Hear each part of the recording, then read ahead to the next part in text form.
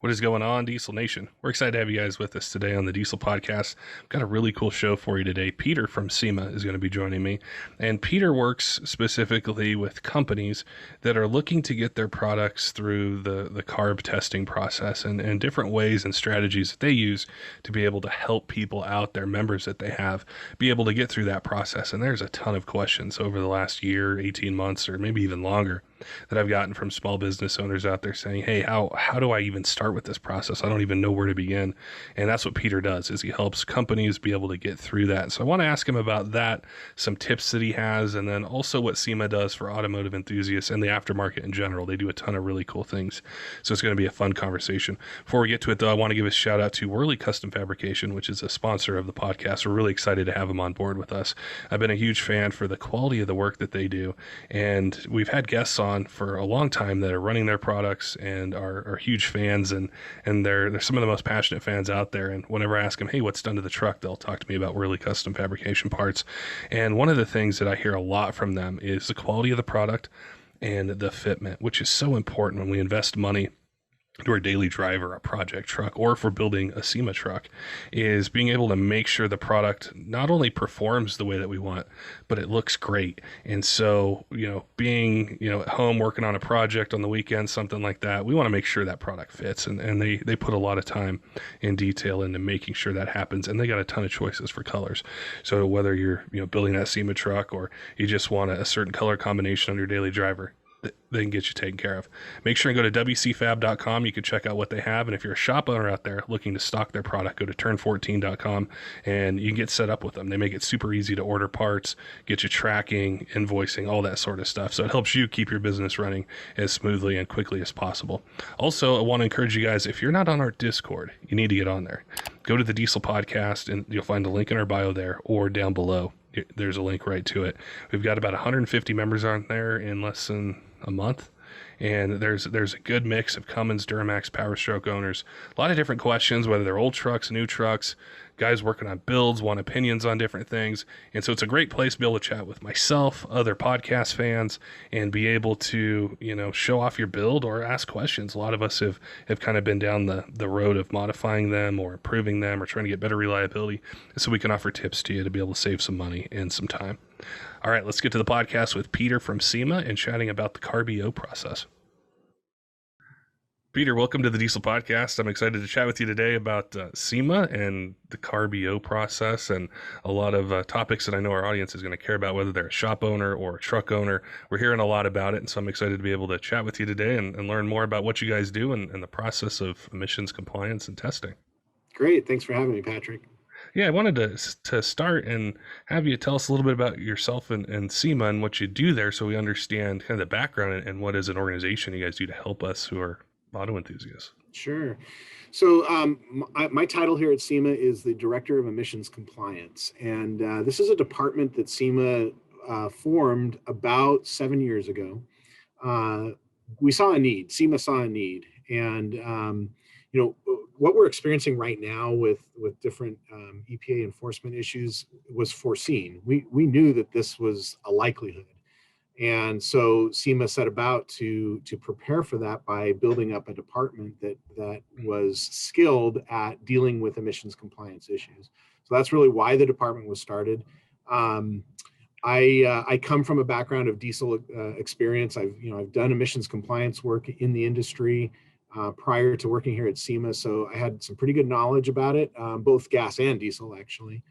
And so what we did was we built a department that includes both expertise on dealing with emissions compliance, and then also providing the services, the testing services that are required for doing demonstrations of emissions compliance. And that's a little bit of a loaded phrase, and I can explain a little more about what I mean when I say demonstration of emissions compliance. But so we've built a department that can handle that.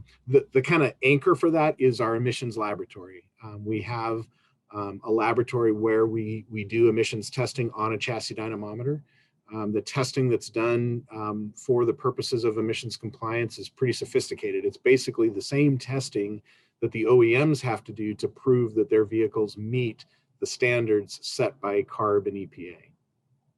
That's really interesting, and I wanted to go in depth on that topic with you because we've touched on it a little bit with some of our other guests from other companies where they've said, hey, well, we have to be able to get these products tested, and we want to get as close as we can, prior to submitting the product for review, because you might have to, test it a whole bunch of times if you haven't done it already. So, as far as approaching this process, if I'm a small business owner and I'm thinking that I want to sell a product in California or other states now because they're looking for these numbers, it seems really daunting and confusing from the outside looking in, as in I don't know the first step to take. So when somebody contacts you and says, hey, I'm thinking about offering this product, what process do you guys go through, with them as they hope to achieve this EO number? Yeah, the process historically has been rather daunting, and that's one of the reasons why companies have avoided the process in the past. Is it's difficult to get your foot in the door to really understand the process. If you go to CARB's website, you're going to spend probably days just trying to find the forms and the information that you need as a manufacturer to really sort through it.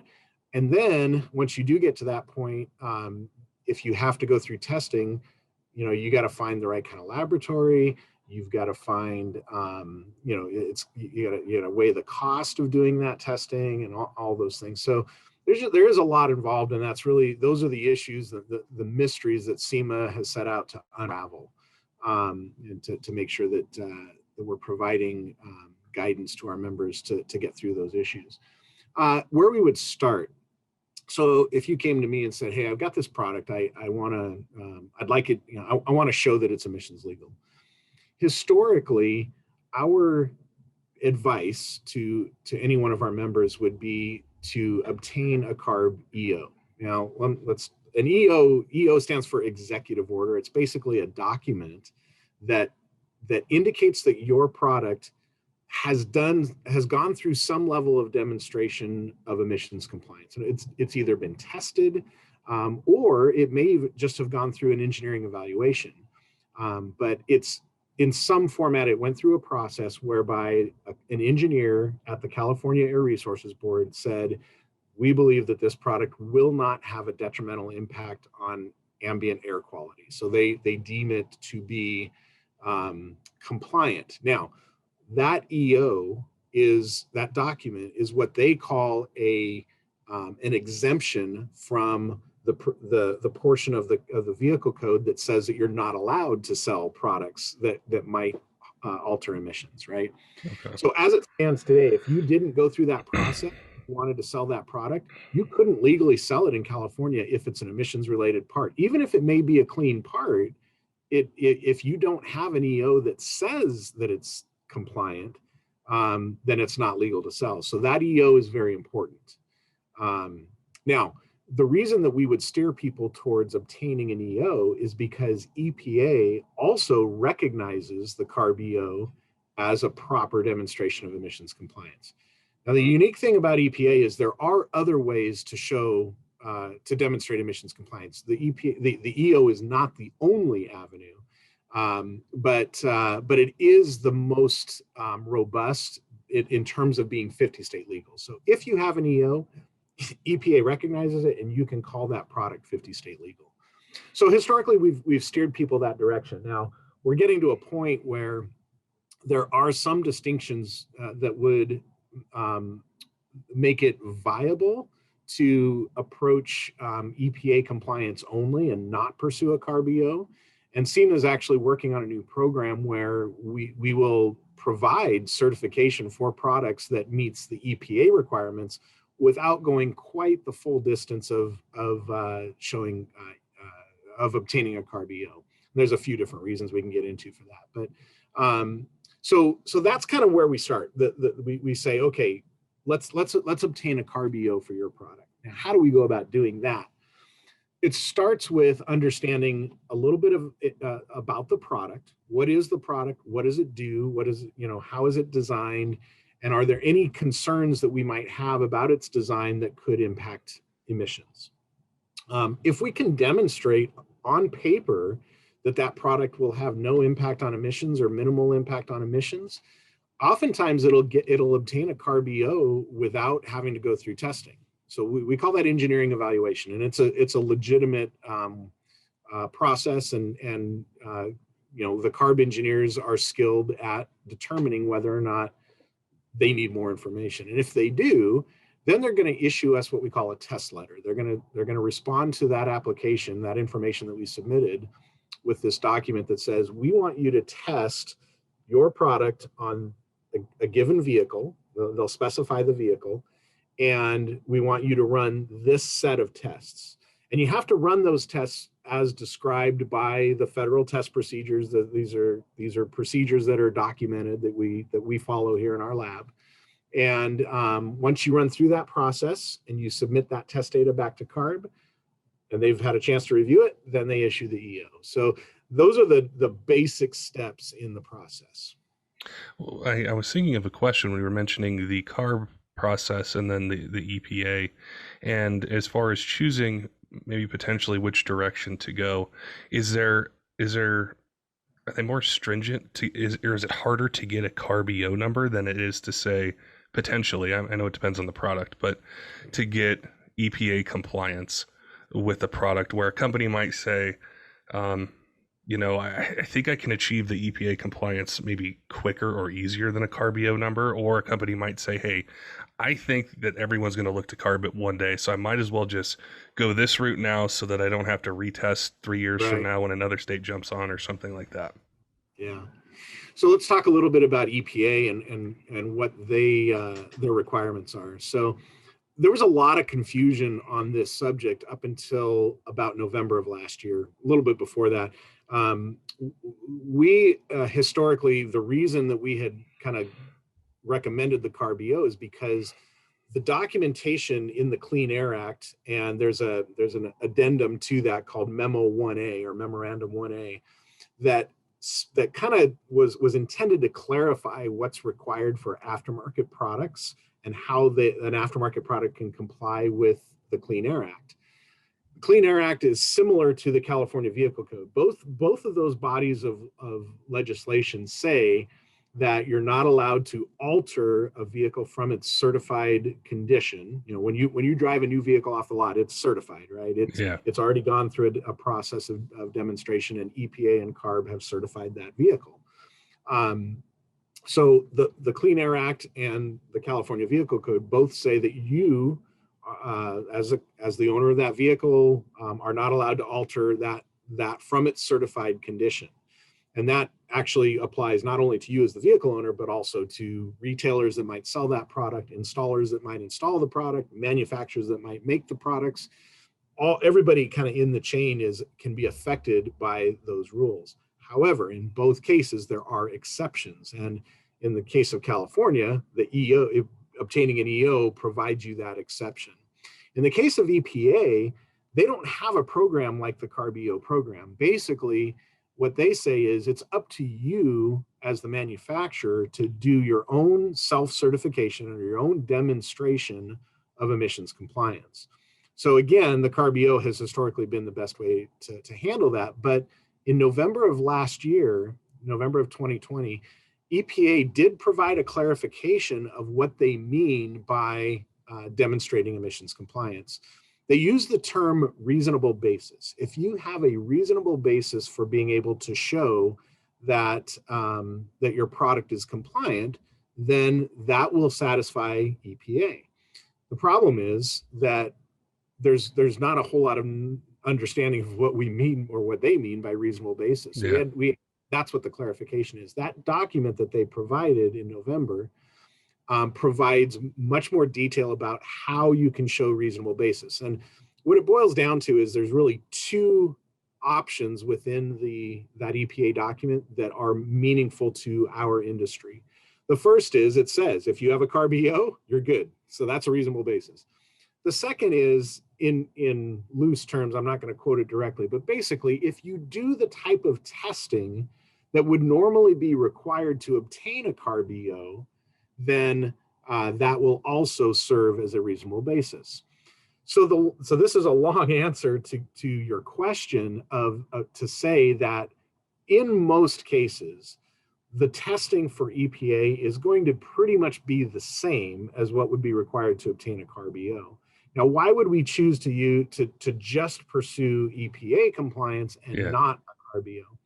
There are some instances with certain product types that make it difficult to get through the CARB process, and there may be certain cases where we can do testing to demonstrate reasonable basis. We can make the case that the testing is appropriate, but CARB might not agree, and therefore getting a CARB-EO just becomes that much more challenging. So rather than jump through all the hoops that might be necessary there, some people might stop at the point of saying, we have a reasonable basis that'll satisfy EPA, we're not going to go any further.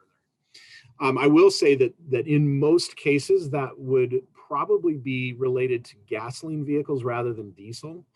And the reason for that is because gasoline vehicles are subject to, in addition to the emissions that come out of the tailpipe of the vehicle, gasoline vehicles are also subject to standards for evaporative emissions. Basically, that means when the vehicle is not running and the gasoline in the fuel tank is starting to evaporate, if any of those vapors escape the vehicle, they can contaminate the atmosphere. So there's actually standards that a vehicle has to meet to stay within evaporative emissions limits.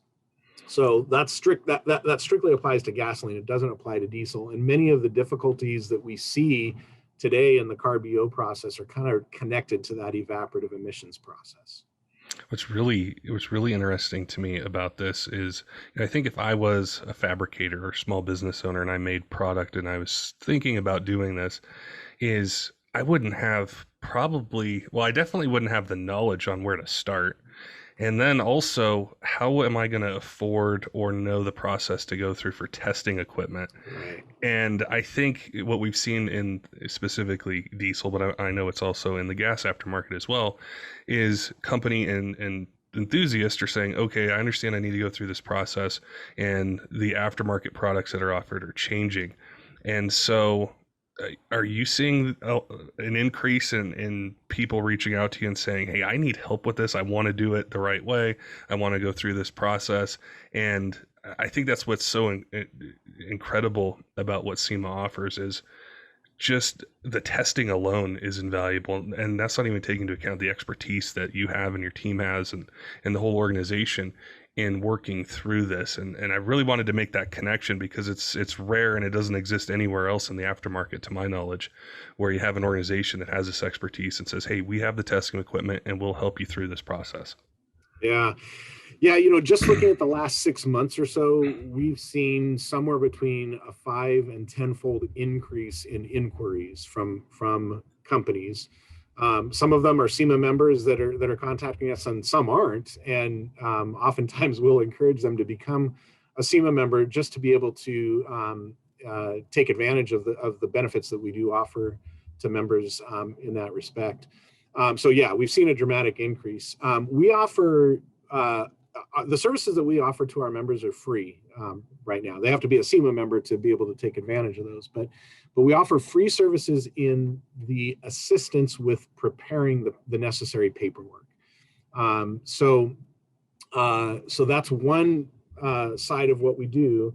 And by the way, the CARB-EO process is also free, at least for now. We do know that CARB is going to ultimately introduce fees, probably within the next calendar year, within the next 12 months or so.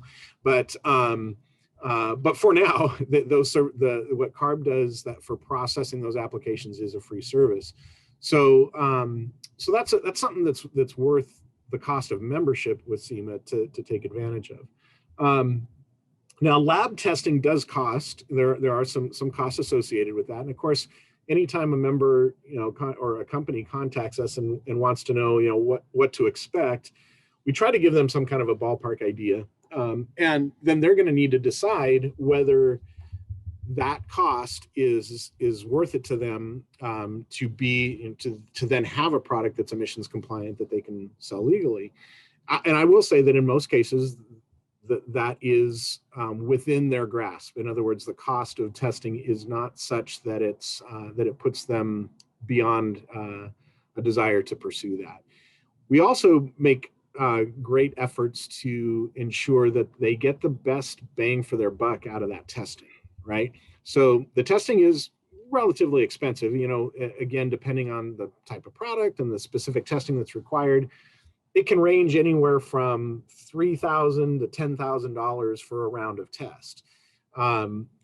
So we want that round of test to get you the most coverage possible. So for example, we'll use certain strategies by testing test a product on a late model vehicle first, and then try to get the older vehicles, the coverage for the older vehicles grandfathered in under that single round of test. And we have strategies for doing that. We've done this long enough now that we know we can give you some good direction on how to approach that process. So yeah, that's been kind of our charter, is to walk our members through that process. I know as a diesel enthusiast, we tend to think, well, this only applies to newer trucks. And if we don't live in California or haven't lived there before, we don't necessarily understand that this has been around for a long time, even on 5.9s and LBZs and 6-liter Power Strokes and other trucks like that. So with with some of those older vehicles, are you guys seeing an interest in a company saying, hey, I want to be able to offer this for a pre-2007, and I want to work with SEMA to be able to make sure I can now offer this in the state of California? Yeah, absolutely. So there are a couple misconceptions there in terms of like what range of vehicles you need to have emissions compliance products for. In California, the first regulated vehicles date as far back as 1965. Federal, it's a little bit later, a couple model years later, 67, 68, somewhere in that range. So the letter of the law says that if you're going to sell a product for any regulated vehicle, then you're going to have to go through that demonstration of emissions compliance. And so that would apply in California on anything, basically 65 and up. The problem is that in California, vehicles are older than 1975 they don't go through our smog check program. So there's a misunderstanding that, if it's 75 and older, that I don't have to get an EO for it. Well, that's not true. CARB would still potentially come after you if you're selling products within that 65 to 75 window, and you haven't got an EO for those. So the reality is there's not a whole lot of back checking on that. It's something that companies, manufacturers need to be aware of. Beyond that, the testing that's required and the processes that you would go through will vary pretty dramatically from those older vehicles up into the newer ones. But again, my advice is usually to start with your latest model stuff, whatever your products are that fit on the latest year models, and then move backwards for coverage, because usually that's going to be the best strategy for minimal testing. Yeah, I think that with the shift, especially, I think for the rest of the country that hasn't been used to that process, it's been a massive change for them, because before it was always somebody would make a product and it tested on a test truck, and then all of a sudden it's on a website and you're running it and you can buy it nearly everywhere, to this massive shift where companies are saying, no, I need to have this tested before I offer it for 2007 and a half to current. And we're starting to see more of them. I see the posts on social media a lot of, there's this new turbo or these new injectors or these different parts, for trucks. So I think we're slowly getting there and understanding it. But a lot of the questions that I seem to get about this topic are from the smaller business owners or manufacturers or fabricators, where they're just like, where do I start? I don't even know where to begin. I want to do this. I want to be able to offer it everywhere. And so that's why, when we were originally thinking or chatting about this episode, I was so excited to chat with you about this, because it's not easy to find a reliable, experienced resource to be able to ask these questions. And so when I heard about what you guys are doing, it got me really excited to be able to chat with you. And for people who are listening, say, hey, there is a process, or there is help you can get out there. It's not just make a product and spend $3,000 to $10,000 testing it a bunch of times. Like, you can get to a certain point and feel confident that Yep. your product's going to make it through. Yeah, and we've been able to assist businesses, that are very small, mom and pop type organizations, all the way up to some pretty large ones. So the size of the business doesn't have to be a detriment.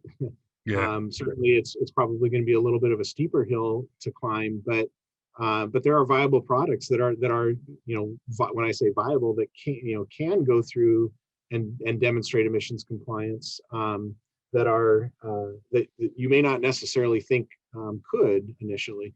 We deal with anything from air intake systems, cold air intake, to exhaust components, turbine outlet pipes, up pipes, tuning devices, injectors, turbochargers, the intercoolers.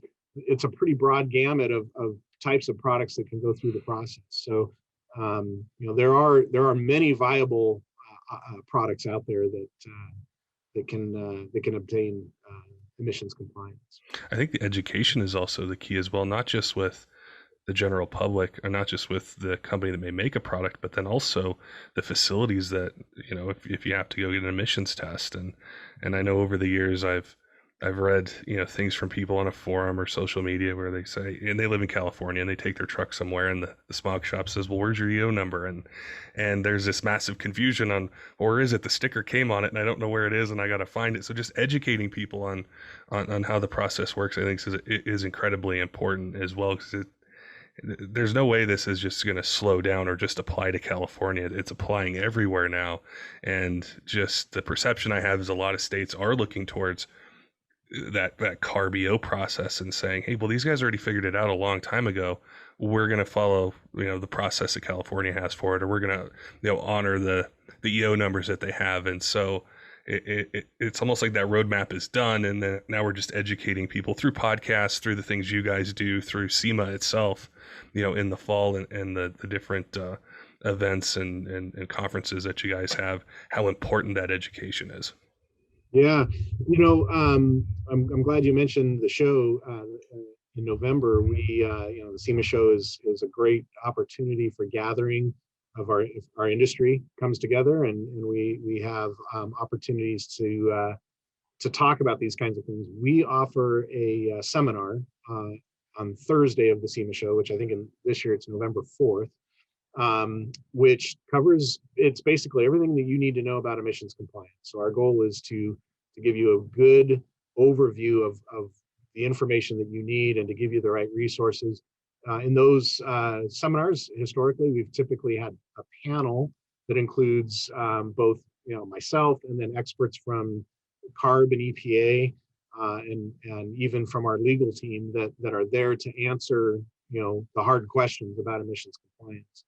We also have a resource that I would encourage any of your listeners that are kind of in this position of wanting to make products or get EOs for their products, or go through that emissions compliance process. We've put together a handbook that gives a pretty good overview of the information, that's an overview of the whole process, including a little bit of detail about what the tests are like, and what they can expect with the testing. That's accessible on our website at semagarage.com. So I would encourage anyone to go check that out, and it's some good nighttime reading. We've tried to make it real accessible for people that are new to the process, but very informative as well. Now, for anyone who's listening and they're thinking, I have this product, I want to go through this, I want to work with SEMA to do this, what's the best place for them to start to get in contact with you guys and your team, and become a member and take advantage of these incredible services that you guys have? Yeah, so I think probably the best way to start is an email. You can send it directly to me. My email address is peterT@sema.org. And once I get that email, I'll respond to you. We'll start a dialogue about your company, your product. We'll probably set up a phone call. I'll wind up, connecting you with one of my staff members who can start, actually walking you through the process. If you need to become a SEMA member, we'll help you with that as well. So I think that's a good starting point. I mentioned the handbook that we have. I would, usually one of my first things to do when I respond to one of those emails is to attach the handbook.